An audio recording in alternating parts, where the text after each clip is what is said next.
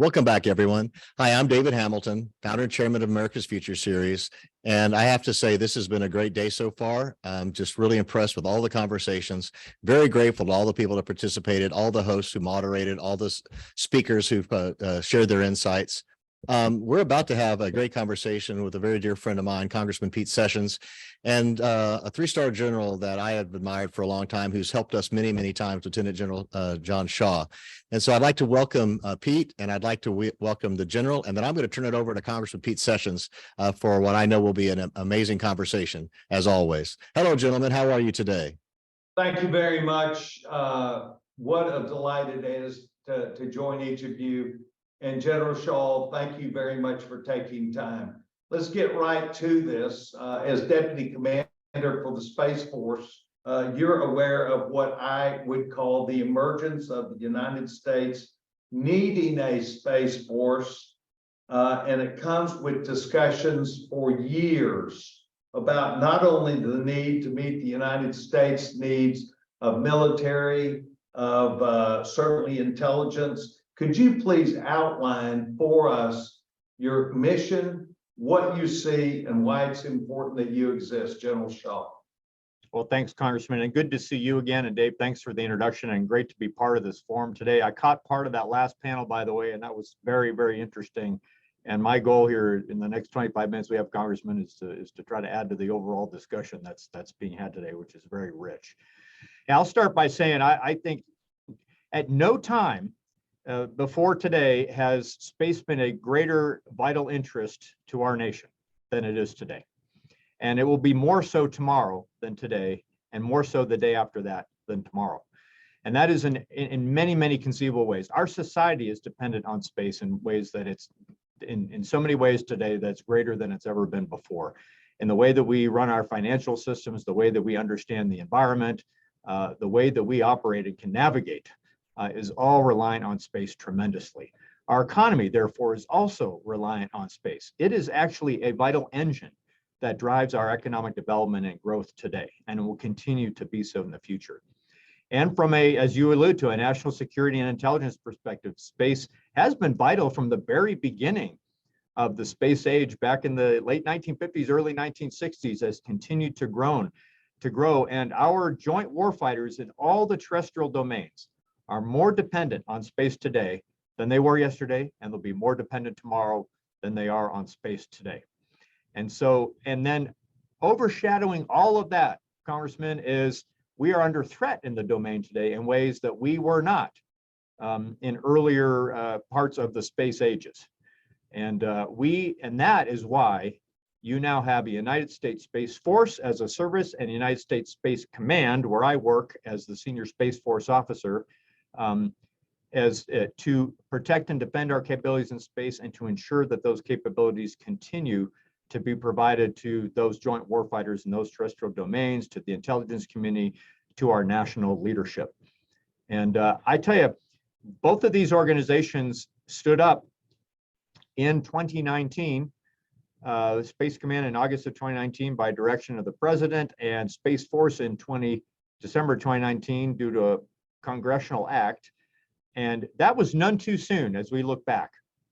You know, at the time, there were some questions about that. I think a lot of those questions have been answered. It's a good thing we did it 4 years ago. We've got a 4-year head start against the threats and the needs that we have in that domain. And these organizations have both grown to meet the needs of that threat and be equal to the task. General Shaw, what you've talked about is the desire, and you're glad we are there. In fact, every day, we could figure out that you can see things that could not be seen, not even at 60,000 feet from a screaming F-35. And you can see things because you can watch it, and you can track it, and you can see it sequentially. You can develop maps, you can develop all these things. Our adversaries are also evidently on the other side of what we're doing. And it is they who have driven us to have to get better, to have to stay ahead, to have to stay up late and to prepare ourselves. There's this issue of AI artificial intelligence, and that is gathering together data and information. And while we have lots of aircraft up that are gathering information and data, what is AI going to ultimately mean to you? I say ultimately, what will it mean to you in the Space Force of the gathering of the data real time to have us be prepared? Yeah, Congressman, many of the audience heard me say it. I'm fond of saying that space and cyber are BFFs. You can't separate the two. Space is relying on cyber, cyber is relying on space, and each of those domains depends on the technological forefront of the other. And AI is exactly one of those. There's at least 3 ways that I think we will be using artificial intelligence in the future from a U.S. Space Force and Space Command perspective. The first I'd say is space domain awareness. So, it turns out when you just look at just the Earth-Moon system and try to understand what's happening in that system, you have what I call a tyranny of volume. Our colleague out at the commander of Indo-Pacific Command likes to talk about a tyranny of distance in the Pacific. And yes, that's a daunting task. When you compare it to the volume of space that we need to observe and understand what's going on just in the Earth-Moon system, it's even more daunting. It becomes a classic, what we used to call a big data problem, but it's even more than that today. We need to use every possible form of data available to us, whether that's supplied by our government systems or by our commercial partners or our allied partners or others, to bring that all together, to fuse that and understand what is happening in our domain, and then apply that some predictive analytics to give an idea of what's going to happen in the near future, and we can be ready for that. And that is a large task within our domain. You can take that same problem looking up that I described, and I think that's what you were talking about, Congressman, and look down and fuse all of that data into a picture of what's going on in the terrestrial spheres, given the high ground opportunity that you have within space to understand what's going on there. So I'd start with just understanding and awareness is one big use of artificial intelligence. Another one will be, as we kind of look ahead to how we'll be operating in the space domain in the future. We're going to have more and more platforms. They're going to proliferate. They'll be smaller, and almost all of them will be autonomous. And we're going to need some sort of machine learning and artificial intelligence as part of that enterprise so they can know what they're doing. We won't be able to think that we can control that all by humans in real time, especially as they get further and further from the planet, and even the speed of light starts to be a common concern for us. We're going to need them to be really, really smart platforms to do their jobs well. And so those requirements, again, will leverage artificial intelligence in a large way. And I'll say the third way, it's distinctive from the second way, is when I have all of those platforms operating, and I've got other capabilities in space or capabilities in the terrestrial domains that are contributing to the space activity, to space operations, to a space fight, how do I command and control all of that? And that's a larger military command and control problem and challenge than we've ever seen in any other of the domains or any other activity that we've done. When we look and see how we would execute that, we're going to need what AI can bring to bear to be effective given that challenge. I'll end by saying we are not going to be the only ones trying to use artificial intelligence on these problems and challenges that I laid out. We will have adversaries and competitors. They will be doing the same. All the more reason why we need to embrace it, understand it, and use it as effectively and as quickly as we can to ensure that we stay ahead. Staying ahead means protecting the homeland. Staying ahead means making sure that where there might be an aircraft carrier battle group, that you can effectively simultaneously watch them. It may mean a series of things. I remember, this is not a question, just a statement. I was out at Kwajalein watching them shooting things off of Vandenberg. And this is an entirely different world that we live in. So you're a Falcon, 1990, United States Air Force graduate. What are the kind of people we need now that you would be seeking in their careers to want to come to the Space Force? You know, Congressman, sometimes you'll hear an answer to that question that says we need people with STEM backgrounds, right? Science, technology, engineering, mathematics. And I'm one of those. I was an astronautical engineer out of that institution that you mentioned. But I actually push back when I hear that and say that we need all disciplines. We need people passionate about whatever they're interested in and apply that to space. And that's what we're going to need. So if you're interested in the legal profession, there is a lot to be done with regard to space law today and tomorrow that we need your help with.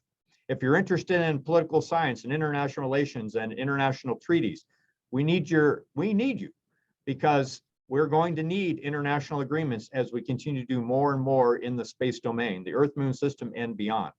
So I usually try to answer that question by saying, Congressman, what we really need is people passionate about whatever they're interested in and wanting to make that useful in the space environment. So you've got people that are like you that wanted to go to work, care about national security, are excited about our armed forces. You found your way because of your intellect to come where you are. Now you're saying, let's go build the integrity, the intellectual components of the Space Force. Talk to me about outside people who perform duties, look at things, talk about the robust application of outside vendors. So I've noticed, I've observed in my travels that there's no endeavor in the space domain that doesn't automatically have a national security value to it. That's true to some extent in the land, sea, and air domains, but I think it is more true in the space domain than anywhere else. Any commercial activity, capabilities being provided has a national security value to it. That can be imaging, it can be communications, it can be even scientific understanding of the domain will have national security value to us. So what I say is that we can partner and should partner with anyone to make the space environment more secure, more safe, and more transparent for everyone to use. We are an institution here at America's Future Series of talking about the need to be prepared intellectually from policy. What would you say to the vast number of people who are watching this today, other than the word competition, other than the word staying ahead, other than the word using AI and building for a future, what are the things we need to really understand about competition in the world you're in? What are the things that, in essence, I think you'd say that keep you up at night?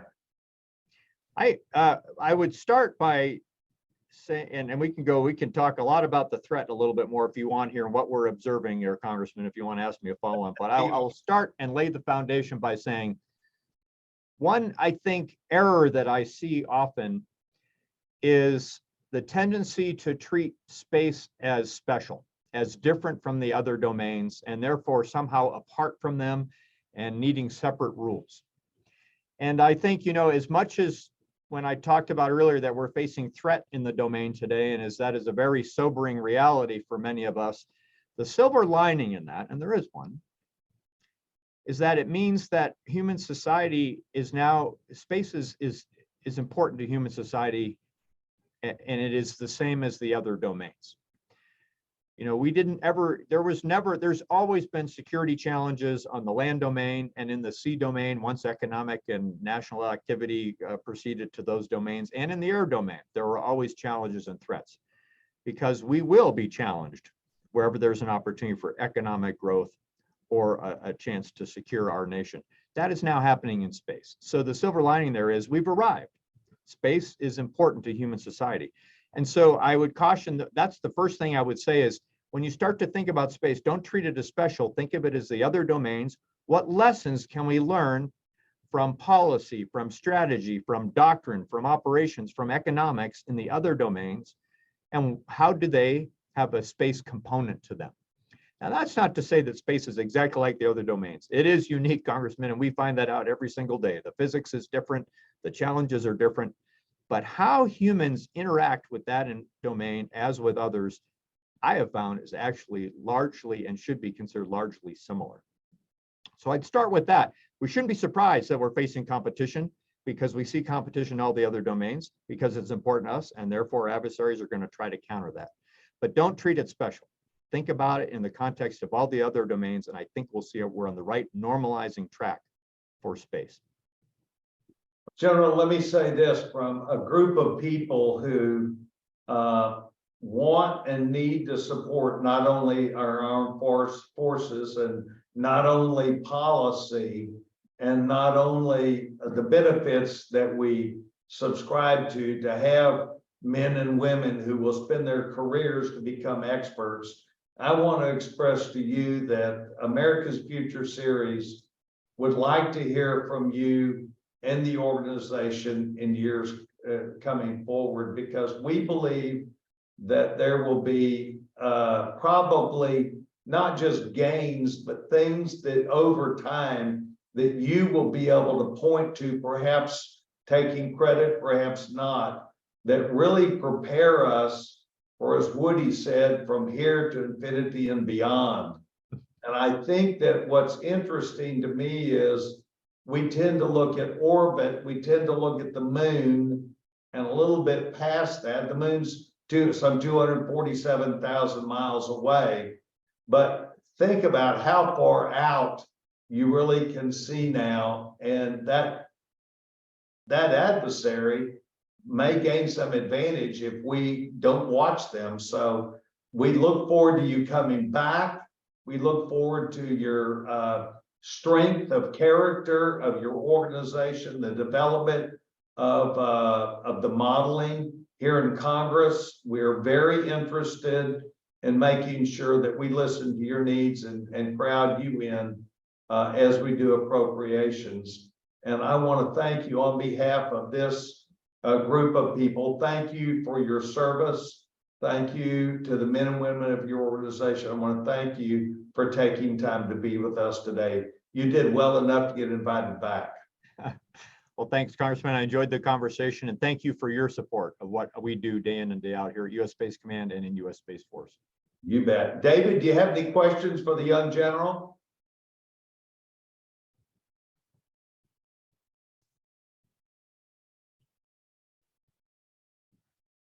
I may have caught David where he was not around where he was supposed to be. We're trying to finish on time and get some time back. General, maybe I'll ask one more question, and that is actually people who come into contact with you with NASA. Describe that relationship then, since we've evidently got an extra minute or so. Dealing with NASA, dealing with those activities. Yeah. So, hey, first of all, I'll point out, the Department of Defense has always been a partner with NASA from the very, very beginning, right? We all have seen those images of the Mercury and Gemini and Apollo astronauts being pulled out of the water by naval vessels, right? I mean, we were starting from the very beginning. And in recent decades, we've been very closely partnering with NASA as they've done what was their shuttle missions and flown the International Space Station to give them warnings on any potential collision with a piece of debris. It is U.S. Space Command with U.S. Space Force capabilities that does that for the nation and for NASA. And so we've always been close partners. And we will continue to do that as NASA goes back to the moon. So now we'll be talking not only about what are debris concerns in low Earth orbit where the space station operates, but all the way to the moon. And we'll partner with them in that regard. If I could, Congressman, I'll also say, I think it's absolutely critical that we go back to the moon and that we do it soon. And one of those reasons is that China is going to do it as well. And we need to be there first, and we need to get there fast so that we can extend Now, because we're going to do Artemis, and NASA is going to go to the moon as an international project with allies and partners. And we need to do that so we can extend the international rule of law that we enjoy in the terrestrial domains out into the Earth-Moon system as a whole and beyond. That would be the fundamental reason why I think we need to do that. We need to just get there first. And then as we work with NASA to do that, we'll be partnering with them for safety, transparency, and security of those operations as they conduct their very exciting project of returning to the moon. Well, what you've now opened up is the discussion about claiming territory, looking at the moon. The way I understand it is we only see 1/2 the moon on a regular basis. My concern would be that competitors trying to get to the moon will not operate under the same rule of law that we do in an international context and as we would in an astro-political context. And so that's why I think that is a national imperative for us to realize that that could be laying the foundation for transparency as we grow a space economy, as we heard from the last panel, as opposed to an alternative future where it's more of a Wild West, and it actually is problematic for all of us. Well, that problematic is why you need lawyers also who would be prepared to go to at least some agreement. How many people have the ability, how many nations to get to the moon today? Well, I think if it's to deliver a human presence to the moon, our country is still the only one that's done it and is still in the lead on that, but China is not far behind.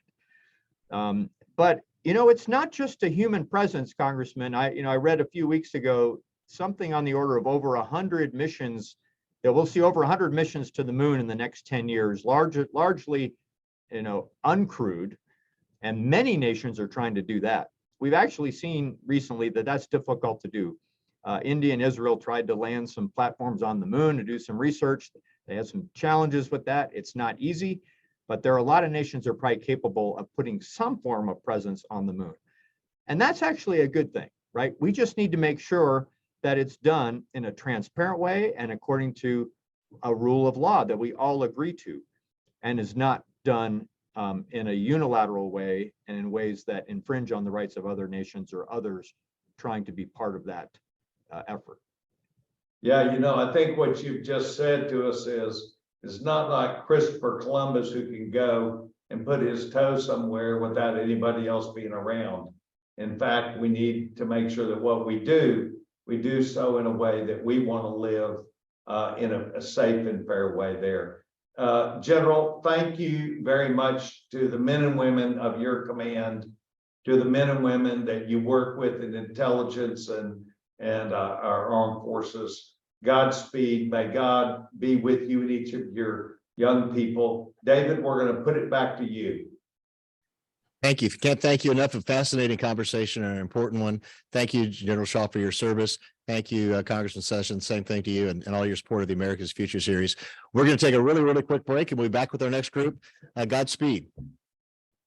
Thanks, David. Thanks, Congressman.